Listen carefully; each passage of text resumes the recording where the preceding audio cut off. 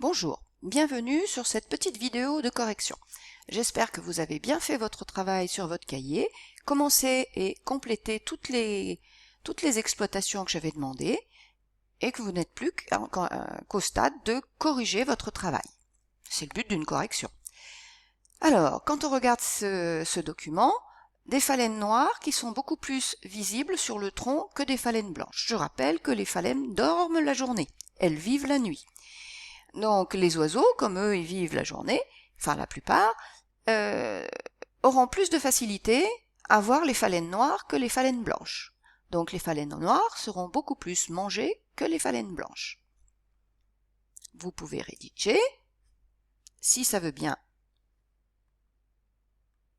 arriver, voilà. Le papillon blanc est moins visible que le noir, donc c'est ce que je vous ai dit. Et c'est écrit. Ce qui est écrit est aussi à noter, c'est une information intéressante. Les oiseaux mangent ces papillons.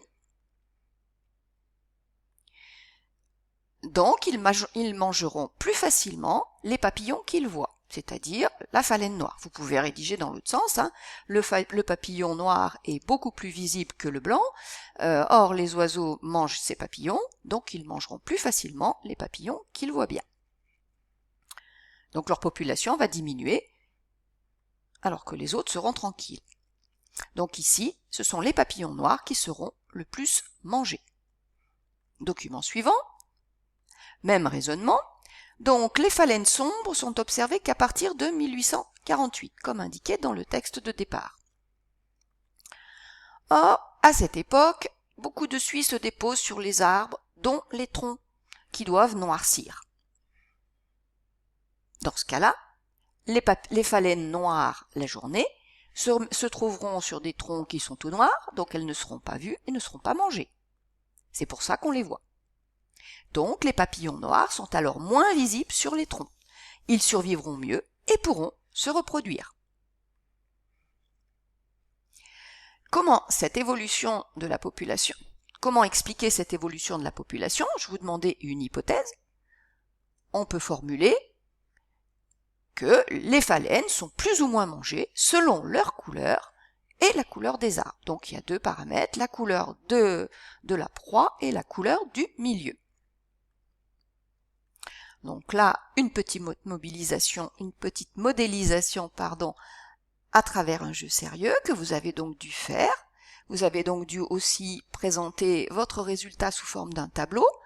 Donc vous avez fait changer la couleur des phalènes, la couleur des troncs, croiser les deux et compter combien de clics vous aviez fait, c'est-à-dire combien de phalènes vous avez mangé. Donc je vous propose cette représentation. Donc là, j'ai pas précisé, puisqu'on peut mettre la couleur des troncs en colonne, la couleur des phalènes en ligne, ou l'inverse.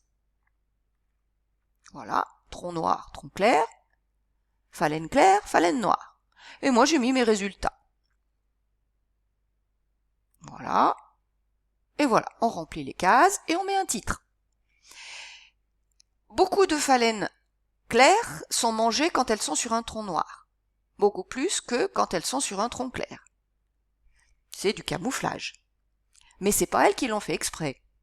Hein, on est bien d'accord.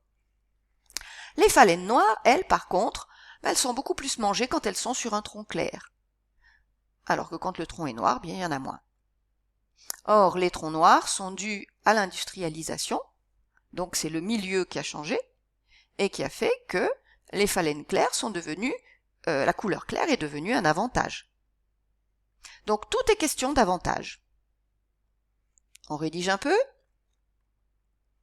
Chaque clic, c'est une phalène mangée par un oiseau. Et c'est vous qui cliquez, c'est vous le prédateur. On a observé plus de phalènes noires sont mangées sur un tronc blanc.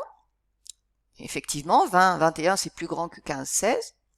On a constaté aussi que plus de phalènes claires sont mangées sur un tronc noir. 19, 20, c'est plus grand que 14, 15.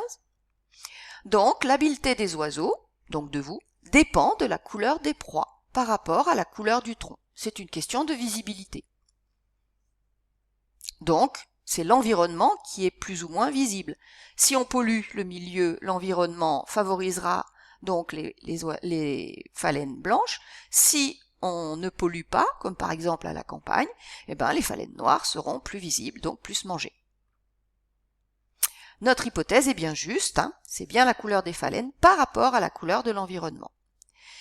Un individu qui a un caractère avantageux dans un milieu donné survivra mieux et se reproduira donc plus. Il transmettra alors ce caractère à sa descendance, et ça, on appelle ça la sélection naturelle. Ici, dans le cas des phalènes, c'est l'homme qui a modifié le milieu, c'est nous les coupables. Les animaux, ils ne font que manger et se reproduire. Un petit bilan ? L'effet combiné de la sélection naturelle et des hasards de la reproduction conduit à une transformation des espèces au cours du temps. Lorsque des différences, parce que ça arrive, là on ne l'a pas testé, j'aurais pu vous donner encore des documents, lorsque des différences génétiques entre deux populations de la même espèce, vivant séparément, sont devenues trop grandes, donc les différences génétiques trop grandes, et que les individus des deux populations ne peuvent plus se reproduire entre eux, on distingue alors deux espèces différentes. La reproduction, c'est quand même l'unité d'une espèce, en plus bien sûr des caractères de ressemblance. On appelle ça la spéciation. Voilà pour ce chapitre, il est terminé. Normalement, on aurait dû faire un contrôle la semaine prochaine. Eh ben non, je ne sais pas comment je vais faire, mais je trouverai peut-être bien une solution. Je vous souhaite une bonne rédaction et à la semaine prochaine. Au revoir.